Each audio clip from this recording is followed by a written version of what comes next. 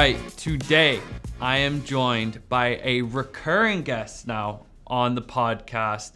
He has over 20 years of experience leading competitive intelligence at Amazon, Oracle, and now at Databricks. It's Mayur Palta. Mayur, it's good to see you again. Likewise, Adam. It's been a year almost. It has been. I think our episode last year came out around May, June, July. It's a similar time frame. And you've been busy since we last spoke. You actually also have a brand new book coming out, Outcompete, How Startups and Billion-Dollar Companies Outsmart the Competition. Book is going live July 17th. We're going to get into it, but before we do so, we like to kick off every episode with 3 tactical lessons for our audience. So, Mayur, what do you have for the listenership? Great.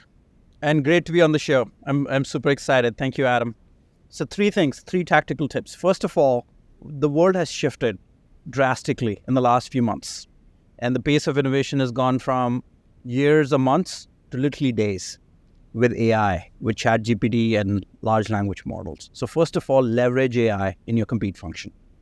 And leverage AI and data overall to make your company more competitive. Second of all, be a truth seeker, because there's a lot of hallucinations in these AI models. Third, make sure you have executive buy-in, because without executive buy-in, your impact can be very limited. With executive buy-in, you can have bigger and broader impact across the whole company and the industry too. I like that. Three quick hits. We're going to get into AI. I think it's mentioned within the book as well. All right, let's get into it. Outcompete, this labor of love you mentioned. Before we started recording here, you started working on this about 18 months ago during your time at AWS. Who's the book for? What was the inspiration for writing it? And what can readers expect? Yeah, great point. So first of all, you asked who's the book for? The book is for business leaders and entrepreneurs, as well as competitive intelligence leaders. And the reason for the whole book, the reason why I wrote this book, is about 20 years ago, I was trying to build my own business in telecom. And I was feeling, like most business leaders, all the similar frustrations of losing revenue to competitors, declining market share, and third, having no idea what my competitors are doing and getting hit by it super hard. So like me, over these 20 years, I've been keeping that top of mind. I've been on this pursuit looking for answers. The answers of, as an entrepreneur building startups, what do I need to know to get ahead of competition? As a technologist working with Fortune 500s in corporate America, learning the lessons on how to operate these things at scale. And third, as a student and learner, seeking advice and seeking truth from academia, going and attending very fancy and expensive programs at things like Harvard Business School and doing research and reading hundreds of books about it. So it's about looking for answers. And we need help. Today, with the pace of innovation, how things are moving forward, we have to lean forward towards AI. People are still thinking, well, should I adopt it? Should I not? Is it ethical? Like, is it going to have moral things or not? Well, the thing really is, at one point, we were riding horses. Now we are in cars. Now we are in driverless cars. So the point is, it's not about whether you are going to do it or not. It's whether your competition is going to do that to outsmart you. So do you have a grip on your business and your competition, or does your competition have a grip on you and your business? So that's the meta point here. So that's the audience, and that's the reasons why I wrote this book. It's been like a 20-year project, but 18 months ago, I got this bug from Amazon of writing, and that's how I started writing. Yeah. I hope that answers your question. Oh, it does. Well, I want to double click right away. You've mentioned AI in your tactical lessons and here, and you mentioned in your book this kind of concept that you need to compete due to software eating the world, and now AI is eating software. So throughout your career, but also in this very short window of kind of the ChatGPT boom as well, how have you seen AI impact competitive landscapes? As humans, we think we like form, we like structure. We have this confirmation bias that we think we know what's going on around us, but honestly, we have no idea what's going on. around us. So that's just the reality of things. And with things like ChatGPT and AI, it's about knowledge and how you consume knowledge. That's changing. The interface of engaging with knowledge is changing. You don't have to look at those 10 blue links on Google anymore. Now you can engage interactively with information. But then it's also about how accurate is that information. Mm-hmm. In competitive strategy and competitive intelligence, what we're dealing with, number one, we are like fancy data librarians for the whole company, where we're giving them information when they need it to take action on what they're trying to do on a user's critical journey. A field salesperson's critical journey of going into a meeting, we are intercepting that critical user journey and inserting that knowledge rather than expecting everyone to be a complete ninja and knowing everything. So AI is going to simplify that user journey. AI is going to simplify how this knowledge is dispersed and how we do enablement. And AI is also going to change how your market landscape is going to look like. Because honestly, in a few years from now, there would be just all AI companies doing different things, Mm-hmm. whether it's transportation to airlines to we all are going to become AI companies. Period. So That's funny. We had an event 2 weeks ago now. Time is a flat circle. It was 2 weeks ago, and we had a whole session on various sessions on how Compete pros are going to navigate AI, how AI is impacting market landscapes, and we were actually, as we're working on this and getting some of the content speakers together, a great real life example just popped out of the woodwork. The Gong release, Gong's new platform release, where they immediately go after SalesLoft and Outreach, one of their friendlies for as long as they've been around. They immediately, with an AI release, have just planted themselves into the sales engagement category. And I think that is a great example as we're talking about this, as we're putting content together here at Clue, is AI lowers the barrier to entry to enter into different categories, to shift exactly what these traditional landscapes might look like. absolutely. And you would not know, you may not anticipate some of these competitors coming out of the woodwork until they show up. Mm-hmm.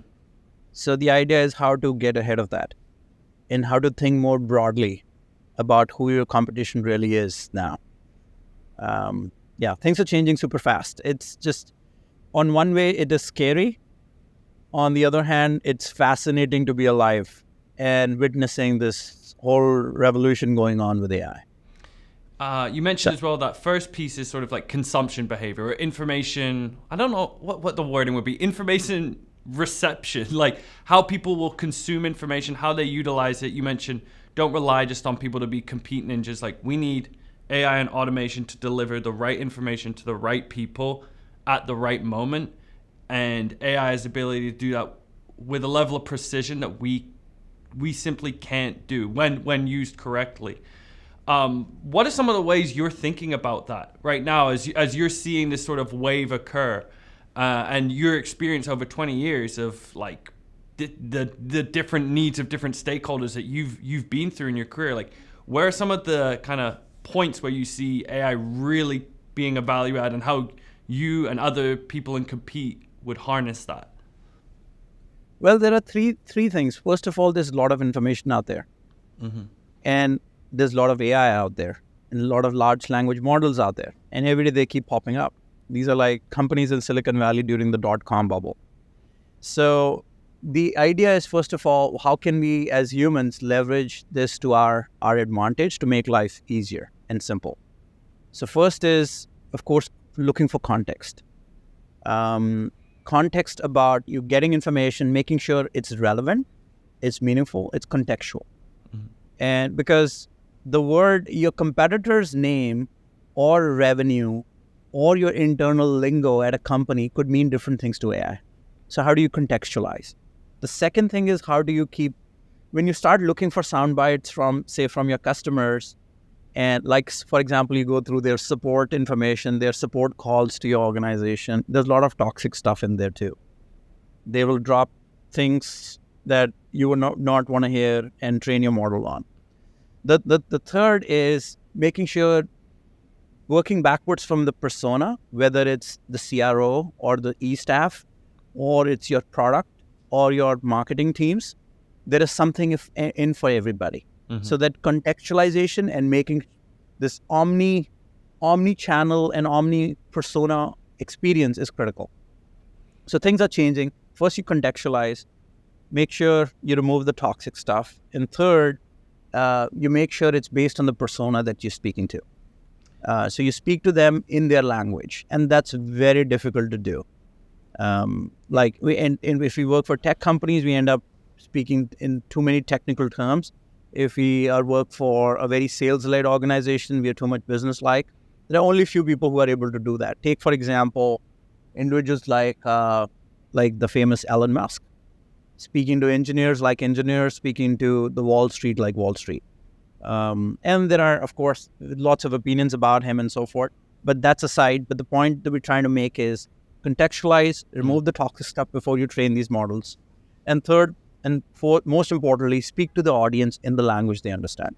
It's so funny you mentioned that in terms of like the looking forward to utilize AI as efficiently as possible, because like nearly every single conversation we've had on this podcast is we get into some like hard tactical stuff, things that people in Compete should be doing, their leaders, how to get executive sponsorship, things like that. But at its core, so much of it is this soft skill of knowing your audience. How do you communicate with your audience? What are the touch points? And it is this sort of behavioral thing that you need to learn, that you need to master, that takes time, repetition, and it's going to be an interesting development to see how people work that into AI as they're learning these things that are not necessarily like your technical hard skills. It's more these soft things that you accumulate with experience. The best lessons as technologists we can learn are from liberal arts, because even Princeton is a liberal arts school teaching engineering now. So you cannot leave the left brain without the right, or the right without the left. The art can't go without the science, or the science can't go without the art. Yes. I love that. I wish I had a bit more of the right brain, but alas. Let's get back to the book.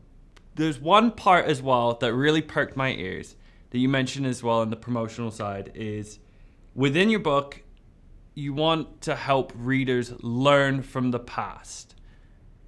Can you share some, and you mentioned some of the pricing wars, some of the business wars that you're going to reference within the book, and sorry for using the war terminology again, it always pops up in Compete, but can you tell me your favorite example or story from the past that's within the book? Absolutely. Like you said, the book is a summarized version, a TLDR version. The book is a quick read, less than 100 pages. Most books I've read are like a couple of hundred pages, 200, 150, easy. This is personal anecdotes. These are lessons learned, and these are stories. And the stories are from in Compete, we love the sports analogies, the war analogies, and the CIA analogies, and so forth.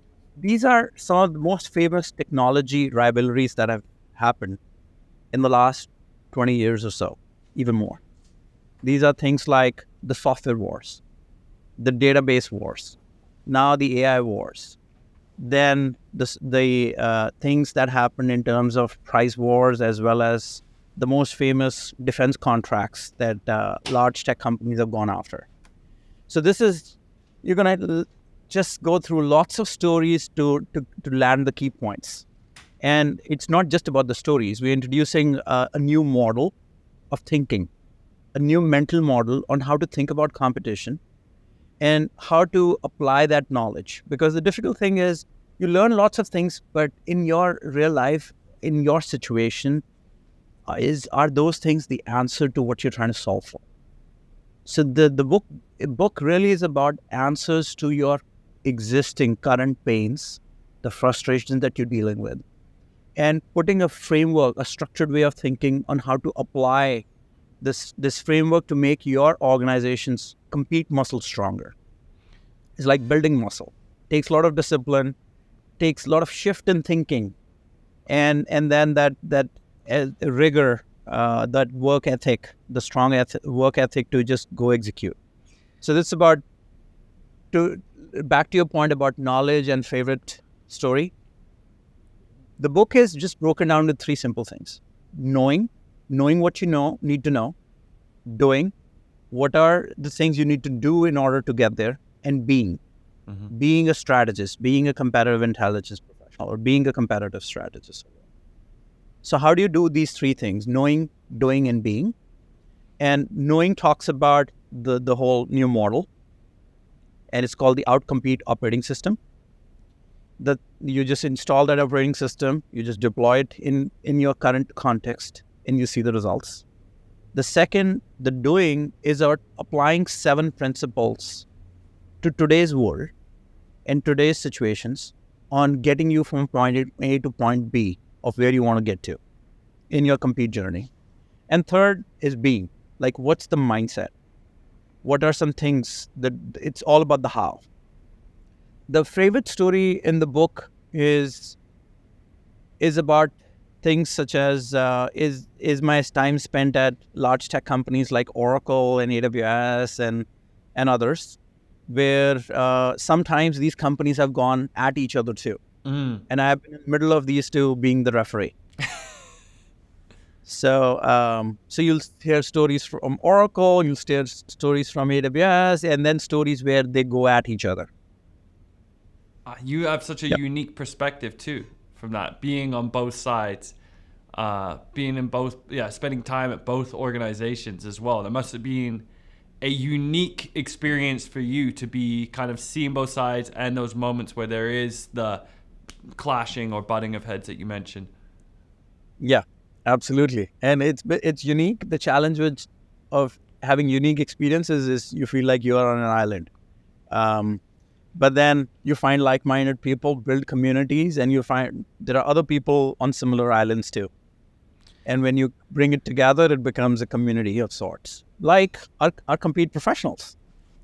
Exactly. Right? And I just said that's a good point, right? So again, a lot of folks we talk to, a lot of the listenership, people can feel like they're on an island. They're a small team, a solo team, taking on compete for the first time. There's not the clear playbook. No one goes to school to be a compete professional. I mean, there are some pieces, but you get the concept. To that point, you mentioned this Outcompete operation system, this model that people should be able to implement. And I think that that's important for people that feel like they're on an island. Can you, at a high level, walk through what that model is and how people can implement that? If a listener's thinking, this sounds smart, one, get Mayur's book, read more. But two, what is this kind of framework or model they could be implementing as they look forward with their compete program? Yeah, the model is all about simplifying things. I'm not that smart and got too much of this, don't have a lot of fancy vocabulary either. So I've kept things simple. Speaking to individuals who are trying to solve a problem, how can they look at the overall vision of their organization, the competitive vision, where they are today, the current state, doing a holistic assessment of where they are, where they want to be, and establishing a roadmap to get from point A to point B. It's simple as that. I know it sounds simple, that, this is simple stuff. But believe me, it's applying that principles is where if you don't know how to do it, if you've not seen the play before, or you've not crossed that bridge before, you're going to step on all the same landmines we all have stepped on in the past. So it's a simple model and starts with the vision, your current state, your future state, and establishing a roadmap to get you from point A to point B. But how to get from point A to point B are those 7 principles. And these are applied to today's world. Like, if you pick up the most famous structured thinkers and thought leaders and research about competitive strategy overall, this was published back in the 80s. We live in 2023. There is a bit of a time gap in there. And the world looks slightly different than it was supposed to look like 50 years ago. So it's about what's here today, leaning towards the future, getting ready for these changes happening with AI and technology, and AI eating all of software, and as well as learning from the past. And then third of all, making sure you do good. But the doing good piece here is all the proceeds from the book are going to a nonprofit. And this nonprofit is called Vibha, which is very known and has been around on empowering underprivileged children with the gift of education. Now, why is that important? I grew up in India. I spent like half of my life in India, half in the States. I've seen, and I've come from humble beginnings. I've seen the power of education. How education can change an entire life of not just an individual, but a family, a neighborhood, a society, an entire city or nation. So education is very, very powerful and very understated overall. But the idea is this: all the proceeds will go to this nonprofit. And I work with this nonprofit in only a funding capacity, not dedicating time, but I trust they're doing good work, and they're funding education for children who can't afford it, and showing them the direction. I love that. That's incredible.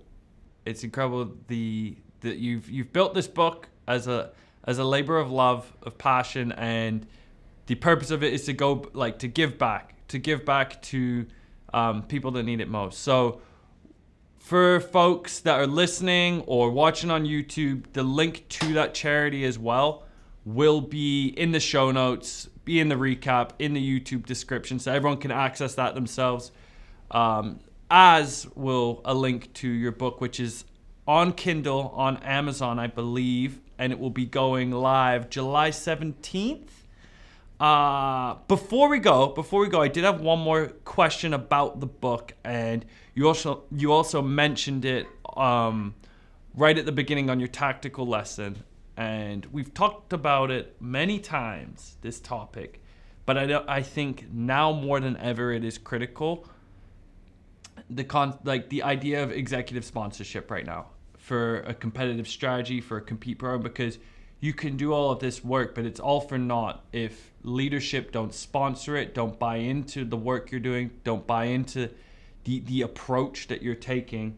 And you mentioned with this operating system, one of the biggest benefits you believe that this instills is confidence amongst your leadership team. So in your experience, what are the most important stakeholders to instill confidence into a compete program, and some of the ways in your career that you've gone about this?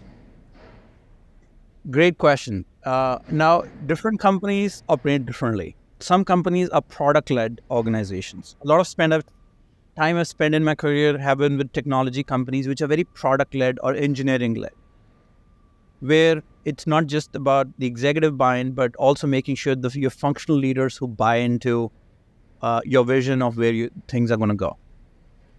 So product is a critical piece. We tend to over-index on sales leaders and sales sometimes, and sales strategy functions and so forth. But understand the DNA of the organization. If you're product-led, you cannot get too far without making sure product is successful. They are able to identify the gaps in the product. They have the voice of the customer. They're able to work backwards, and you're building mechanisms that compress that feedback loop between the customer and the product and engineering. That's critical. Now, executive buy-in, there is, in different companies and different leaders, there is just this stigma about competitive intelligence. Oh, are we going to cross the line? Oh, well, we've watched too many of these movies and Netflix series about, how competitive intelligence is, this corporate espionage and so forth. There's a lot of stigma around it. But end of the day, it's about making sure you keep an eye on the ball and keep an eye on the competition. Even at Amazon, where the number one leadership principle is customer obsession leadership principle itself states that though we should pay attention to competitors, but obsess over customers. So it's not that you just completely ignore competitors, because your competition is never going to go away. It's just a constant in time. But you make sure you are making those conscious choices. So understanding the DNA of the organization, understanding the culture, and how competition is viewed upon from the top? And what's the competitive tone of the whole organization? Is competition openly discussed, or it's only for strategy meetings? Is competition openly an ongoing drumbeat, or is this just only in, when decisions get made, we talk about competition on fancy PowerPoint? Or so it's about making sure you don't forget that the culture is going to move along, and you have to. There's no way you can transform the whole culture. You have to work with what you've got, but even if they give you an inch, you have to somehow take the mile, and go with it. How have you done that before? That's the tough part, and I think it's difficult. Changing culture or talking about culture is difficult to teach or articulate. It's something you experience by shadowing or learn from stories. So read the book. I love that. On that note, again, check out the book. Outcompete will be out on the virtual shelves July 17th. Mayur, where can people reach you, give you feedback about how much they loved you on the podcast, and also how much they loved the book? Yep, you have my email address. Anybody can reach me. It's my first name dot last name at Gmail, and would love to get feedback would love to get reviews as well, and critical feedback, constructive feedback too. Last year I did try to even before last year, during the pandemic, a lot of us were learning a lot of things online. So I did record a course on Udemy. And the first person, and this was about, getting started with competitive intelligence. The first person who took the course has a PhD in competitive intelligence, is based on Europe, left a 2 out of 5 rating. And I got super curious. And I've spent too much time on Amazon, where customer obsession is everything. So I reached out to this person and spent like an hour or so getting that feedback. Like, what was not good about? Like, how can I take it from 2 to 5? 5 out of 5. This person ended up becoming a good friend. And now, working backwards from that feedback, that book has got 4.5, 4.7 out of, that course has got 4.5 out of 5. So even if the reviews are not that great, I'm looking forward to working with you to make that great. I love that. I mean, when your audience are folks in Compete who are unbiased truth tellers, I don't think you're gonna get people sugarcoating the reviews either. So absolutely, everyone, check out the book. Mayur, it was great to have you again. A year down the road, it was too long, but I'm so happy you could join us again. Thank you so much, and we'll catch everyone next week.